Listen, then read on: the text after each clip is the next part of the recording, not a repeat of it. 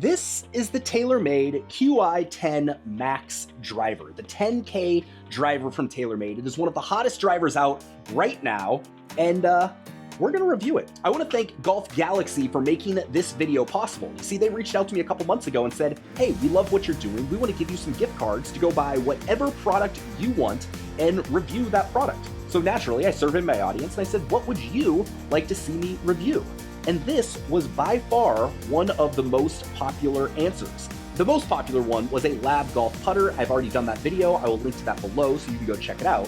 But the second most, by far, was this TaylorMade Qi10 Max. We're gonna see if it lives up to my expectation and my hope of being both a longer and straighter driver than anything I have used. And to do that, we're also going to compare it to this. This is the newest 10K driver to hit the market. It's the Tour Edge Exotics E725. And I'm not gonna lie, I've had a great experience with this. Even though I feel like I've lost a little bit of distance, it has definitely straightened things out, which is one of the things you're going to find with 10K drivers as a whole. By increasing that moment of inertia, that MOI, you are increasing your forgiveness, you're straightening the ball, but you're often doing that at the expense of distance. So we're gonna compare these two 10K drivers. We're gonna see which one's straighter and we're gonna see which one's further and try and help you figure out if one of these is right for you. All right, so real quick, what is a 10K driver? There's only a handful of them out there. And essentially that means the moment of inertia is over 10,000 grams per centimeter squared. So bottom line, what that means in real world terms is a higher moment of inertia means the driver is more stable and more forgiving. But often that comes at a cost of distance, which, spoiler alert, has been my experience with 10K drivers. I'm not hitting it quite as far as I have been with previous drivers, but I'm definitely getting more drives in the fairway. And frankly, that's what's more important for me at the moment. As far as first impressions go, it's a really good looking driver. It's got a nice chrome top. It's got a little bit of a carbon fiber look to it. This carbon face itself looks super high tech and is definitely one of the best looking faces I have seen. Adjustments to draw, fade, bias, loft made super easy here. I will say for some reason mine didn't ship with a club adjustment tool, and for a $599 driver, that seems like a little bit of a miss, kind of surprised me, but fortunately I've got a few laying around. Now something you should know as we jump into this review is that I'm currently working on some swing changes. Worked on some grip changes. I'm trying to actually become not garbage at golf. It's going to take some time, and I'm going to talk more about that on the channel. But my biggest deficiency is my driver in terms of consistency, distance, you name it. So I was really excited to test this out and see what it was going to help with. Spoiler alert, it's helped in some ways, not helped as much in other ways. And so in this review, I'm gonna put it up against the Tour Edge Exotics E725. That is the new 10K driver from Tour Edge, and it also costs $200 less than the TaylorMade. So we're gonna see how those two compare. We're gonna see how they both help my game. To give you a little bit of a heads up based on my real world experience of 6 rounds with this, overall, I've been extremely pleased. So I think my last round that I played with it kind of sums up my experience a little bit with this driver. So I played Ghost Creek Golf Club here at Pumpkin Ridge. I shot an 83, which was one of my best scores of the year. My average driving distance for that day was a whopping 206 yards. Now I know that's pretty pathetic, but keep in mind, I tend to get 0 roll on any of my drives because I have way too much spin. It was also fairly wet out there, so that doesn't help with the roll. But the number I want you to keep in mind is this one, 85% fairways.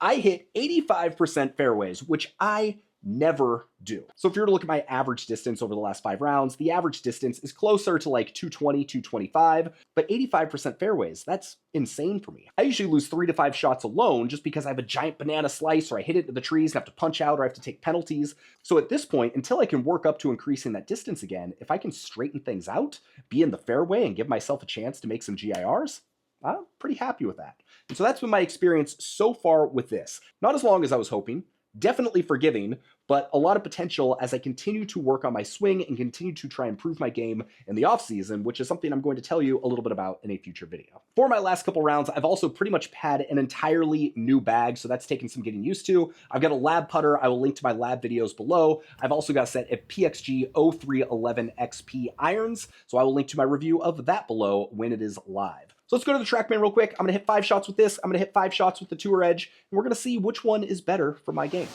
I also wanna preface this by saying me and simulators and a driver, it never goes very well. I don't know if it's my alignment or not, so this could be kind of ugly. Brace yourself, but we'll see how we do here. We got the E725, gonna hit 5 shots with this, and then 5 shots with the TaylorMade Qi10 Max, and see where we end up.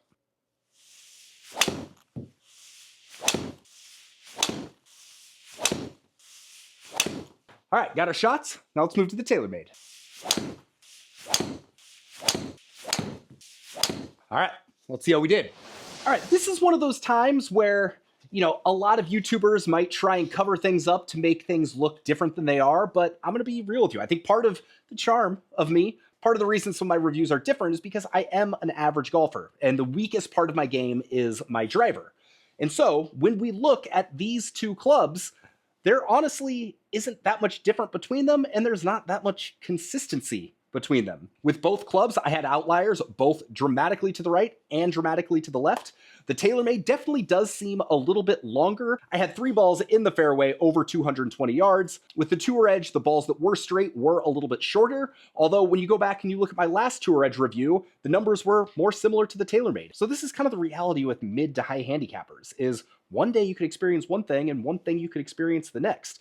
So for me, I've been working on my driver. I've been trying to change my grip. When it goes well, it can go really well. And when it doesn't, it could go really not.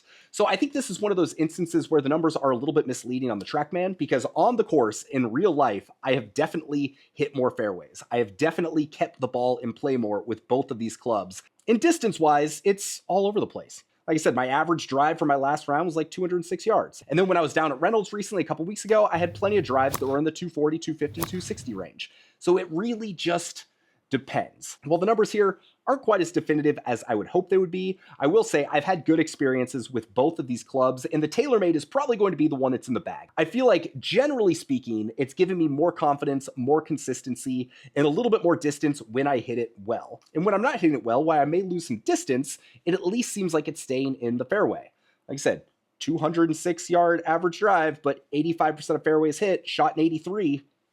Like, I'm not mad at that. I will say, using the TaylorMade, there hasn't been quite the wow factor I first had when I used the Tour Edge for the first time, because that was like literally, I'm hitting giant banana slices and they're staying in bounds. I haven't quite had that same experience with the TaylorMade, although it could just be now that I'm used to using a 10K driver that's more forgiving. I'm used to the slightly less distance, and I'm used to just getting it in play more. And that's really what it's all about. I will take middle of the fairway, 20 or 30 yards less than my ego would like, all day long. And I think you get that with both of these clubs, but for me personally, I'm probably gonna stick with the TaylorMade right now. If you're interested in any of these clubs, definitely check out Golf Galaxy. A big thank you to them for allowing me to do this review. As of the time I'm shooting this, the E725 is just starting to come out, so it's not currently on the Golf Galaxy site. I think they've got the E723, but my guess is we're going to see that up there very soon.